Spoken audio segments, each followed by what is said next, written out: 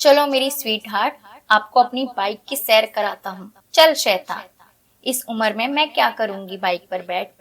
तू अपनी असली स्वीट हार्ट को बैठा। अरे मेरी स्वीट हार्ट तो आप ही हो, मेरा पहला प्यार, मेरा सब कुछ। मैं आपसे बहुत प्यार करता हूँ मेरी जान।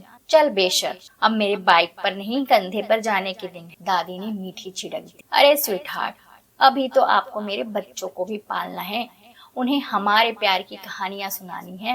ये संवाद है 65 साल की श्रद्धा देवी और उनके 19 साल के पोते आरव के। दोनों में बहुत प्यार है, हो भी क्यों ना। जिंदगी का ज्यादातर हिस्सा उसने दादी के साथ जो बिताया, उन्होंने ही उसे बड़ा किया। आरव की माँ ऑफिस जो जाती है, उसके बाद उनकी किटी समाज सेवा भी थी। वो आरव को बहुत कम समय देती थी। आज आरव की दादी की तबीयत थोड़ा खराब थी, तो वो बहुत अकेलापन महसूस कर रही थी, इसलिए आरव उनका मन बहला रहा था। वैसे भी आरव जानता था दादी के कमरे में उसके सिवा कोई आता भी नहीं जो दादी का अकेलापन दूर हो। आरव, ये क्या हर वक्त दादी के कमरे में घुसे रहते हो, कभी हमारे पास भी आके बैठा करो। आरव की मम्मी अन्नू ने ऑफिस से आते ही कहा। जी मम्मा, अभी आया, दादी को दवाई देके। दादी को बुखार और खांसी है। आरव ने दादी के कमरे से आवाज दी। जी मम्मा। थोड़ी देर बाद आरव ने आके पूछा, ये क्या, और दादी को खांसी है तो तुम्हें उनसे दूर रहना चाहिए, कहीं तुम्हें कुछ हो गया तो। उनकी देखभाल को वैसे भी कमला है ना। अन्नू ने आरव से कहा। मम्मा, मैं बचपन से अब तक कितनी बार बीमार हुआ, पर आपने दादी से तो ये नहीं कहा कि मुझसे दूर रहे। आरव बोला, पर बेटा वो उनका फर्ज था, वैसे भी वो बड़ी हैं, तुम बच्चे। अन्नू ने उसे समझाया। मम्मा, तब वो उनका फर्ज था, अब ये हमारा फर्ज है कि उनकी देखभाल करें, क्योंकि तब हमें उनकी जरूरत थी, अब बुढ़ापे में उन्हें हमारी जरूरत है। आरव ने माँ का हाथ पकड़ते हुए कहा।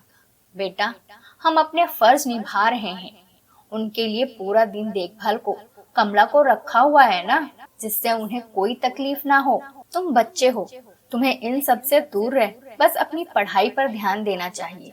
अन्नू बोली। मम्मा, मैं अब बड़ा हो गया हूँ, सब समझता हूँ। पापा का तो अधिकतर समय बाहर बीतता है, लेकिन आप भी तो हो, आपको तो दादी ने हमेशा बेटी माना, हम सबका ध्यान रखा, अब उन्हें हमारी जरूरत है। कमला काकी अपनी नौकरी करती हैं, पर दादी को प्यार की जरूरत है। वैसे भी माँ बाप जब बूढ़े हो जाते हैं तो उनके बच्चे को ही उनकी देखभाल करनी चाहिए, क्योंकि बुढ़ापा तो सबको आता है। आरव बोला। ना जाने आरव के आखिर वाक्य में ऐसा क्या था कि अन्नू अंदर तक हिल गई। कमला काकी, दादी का खाना लाओ, मैं अपने हाथ से खिलाऊंगा उन्हें, जैसे दादी बचपन में मुझे खिलाती। थोड़ी देर बाद आरव दादी के कमरे से निकल बोला। आरव की आवाज से अन्नू अपनी सोच की दुनिया से बाहर आई। बेटा, दादी को खाना मैं खिलाती हूँ, तुम अपनी पढ़ाई करो। अन्नू ने खाने की प्लेट लेते हुए कहा।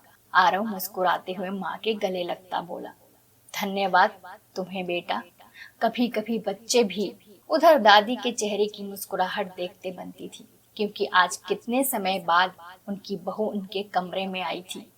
उनके दिल से पोते और बहू के लिए ढेरों आशीर्वाद निकल रहे थे। सच है दोस्तों, हमारे बुजुर्ग हमसे थोड़ा वक्त मांगते हैं बस, और उसके बदले दुआओं की बरसात कर देते हैं।